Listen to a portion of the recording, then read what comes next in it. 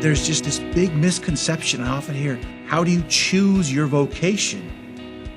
Well, if the definition of vocation that we're talking about is what God calls you to, I can't choose what God calls.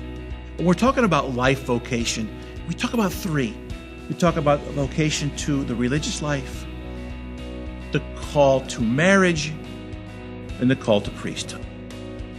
And I have to say, there is as much joy when there are young people with whom I've walked. They've discerned their vocation well, and they have discerned a vocation to married life.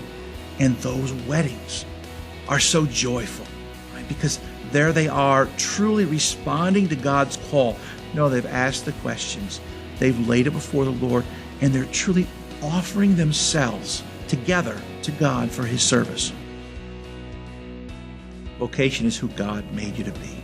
That's all well and good, Father, but how do I know what God wants?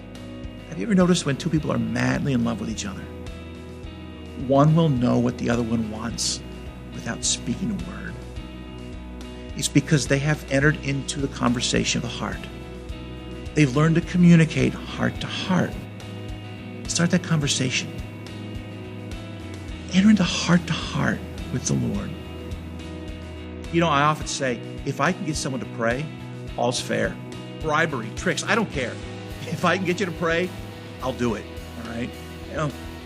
The high school kids, oh, Father, you're just trying to get me to pray. Of course I am, Why do I want you to pray? It's because I get a commission, right? Because every time you say a Hail Mary, the Pope sends me a quarter, right? Is that why? Thanks, Your Holiness. Why do I want you to pray? Because I want you to fall in love with the perfect lover. I want you to know perfect love. I want you to know true love. I want you to be able to find out who you were made to be so that you can be happy. Because I want you to know the joy of finding out who God has made me to be and then responding to that call. And of course, because I'm the vocation director, I'm closest to the seminarians, and I get to watch as they respond to God's call. And I get to be there and just watch the joy just kind of start to unfold. And the happiest day of the year for me is Ordination Day. I met with them in the beginning. I met with their parents, calmed their fears. I was there with them through, at least 6 years of seminary, some of them up to 8 years of seminary. And finally, on the day of their ordination, there I was. This role that I have, it's unique that I get to be there on the day that my sons become my brothers. When I give control over to God's holy will, there's a freedom in that, power to choose so as to become who I was made to be.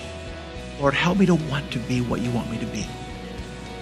If that's the freedom you finally surrender to, that's how you'll know joy and peace and happiness.